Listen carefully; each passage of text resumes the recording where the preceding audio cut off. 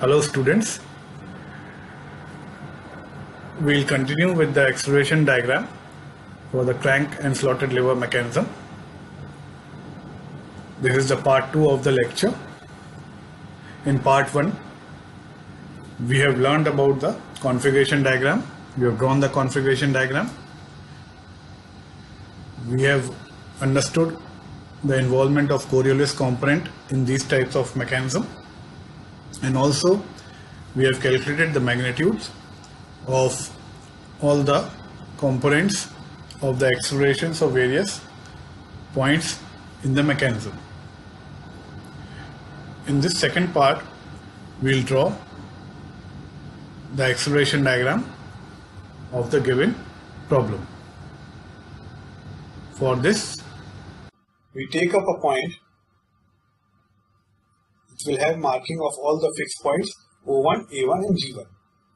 So first of all, we have calculated the centripetal component of the link OP, that is the centripetal component of acceleration of P relative to O, which is 96.8, and this will be parallel to the link. So for drawing the vector, we will take up a scale, that is 10 meter per second square will be represented by 2 centimeter. So to draw the centripetal component of P relative to O, we have to draw the parallel line. So we take up a roller scale, place it on the link OP, and we drag the roller scale up to point O1, so that we can draw the acceleration vector from O1. So from O1, we draw the acceleration vector according to the scale taken. The length of the vector will be according to the scale taken. So we get the point P1 and the acceleration of P relative to O. Next, we have to draw the acceleration of Q relative to P. The slider. The slider will be having rotary motion as well as the sliding motion. So it will have the Coriolis component, also the sliding component. So we will draw the Coriolis component first. We have calculated the Coriolis component as 35.5 and it will be perpendicular to the link. So we will draw a vector which will be perpendicular to the link AQ. The direction, as we know, the direction of the Coriolis component is decided by rotating the velocity vector at an angle of 90 degree in the direction of rotation of the link, or in the direction of angular velocity of the link. So as we saw that this was the velocity diagram, and we can see that this is the direction of the velocity vector of Q relative to P from top to bottom. So we draw this vector like this. This is VQP, and we have to rotate this vector at an angle of 90 degree in clockwise direction, because the angular velocity is in clockwise direction. So after rotating in the clockwise direction at 90 degree, we get this as the direction of Coriolis component from right to left. So we will draw a vector from P1 from right to left of length 35.5 meter per second square taken to a proper scale with the use of a set square. We place the set square on the link AR, and the other side will be on point P1, and we draw the vector P1 QP.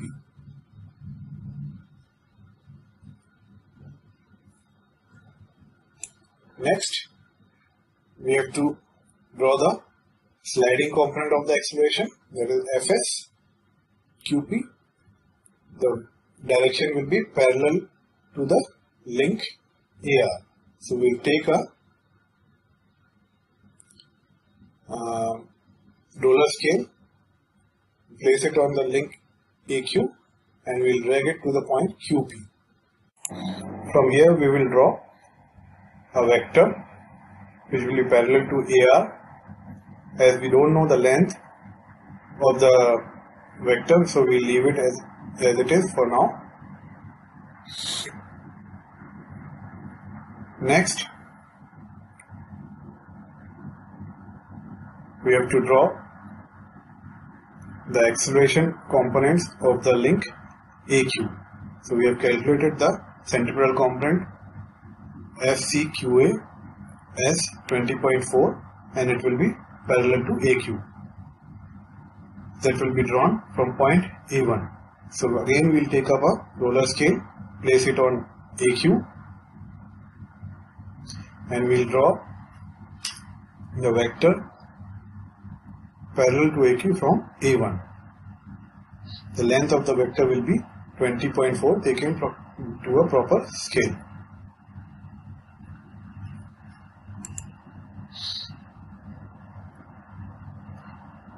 So by this we will obtain the point QA. From QA we will draw the tangential component of AQ that will be perpendicular to the length AQ. So we will take a set square, place one of the sides on AQ and another side should pass through the point QA, and we will draw the vector, the tangential component of Q relative to A as shown here. The intersection point will be point Q1 and this will give us the tangential component of, or the sliding component of Q relative to P and the tangential component of Q relative to A. Also this will give us the total acceleration of Q1 as FQA, the total acceleration of QP as FQP. Further, we have to locate the point R, which is on the link, extended link AQ in the velocity in the acceleration diagram. So as we know, it will be located on this extended vector AQ with the help of the ratio, which can be written as A1 R1 divided by A1 Q1 will be equal to length AR upon length AQ. This will give us A1 R1 as 9.2 centimeter. So we will draw this vector on this extended A1 Q1 vector. So we will obtain point R1. Next, we have to draw the velocity, the acceleration for link RS and SG. For this, we will write down the vector equation as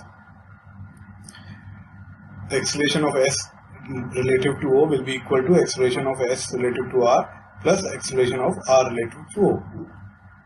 S relative to O or S relative to G will be equal to acceleration of R relative to O plus S relative to R. This can be written as G1S1 is equal to FRO plus FCSR plus FTSR. This is in the components. So this will be equal to G1S1, which will be equal to O1R1 plus R1SR plus SRS1. These will be the notations. So this is the total acceleration of. Next, we will draw the acceleration of the link RS. For this, we have already calculated the centripetal component. This will be parallel to RS. So we will take up a roller scale, place it on the link RS, and we will draw the vector from the point R1 equal to 6.63 taken to a proper scale. The direction will be from S to R towards the center of rotation of the link. So we will obtain the point SR. From SR, we will draw the tangential component of this acceleration of S relative to R. That will be perpendicular to the link. So we will take a set square and do the needful. As we don't know the length of the vector, so we will draw a line which will be perpendicular to the link and we will leave it as of now. Next, we have to draw the acceleration of the slider. The slider will be having motion in the horizontal line. So the acceleration of the slider will also be in the horizontal line. So by the use of the roller scale, we will draw a vector parallel to this axial line as shown here. This will be drawn from the point G1. The intersection of 2 points will give us point S1. So by this we will get the tangential component of SR and the acceleration of slider plus the acceleration of link or acceleration of S relative to R. So this is how you draw the acceleration diagram of the crank and slotted lever mechanism. Further, with the use of this acceleration diagram, we need to find out the acceleration of the cutting tool at S. So the acceleration of the cutting tool at S will be the acceleration of the slider, that is FSG. This can be measured as G1 S1.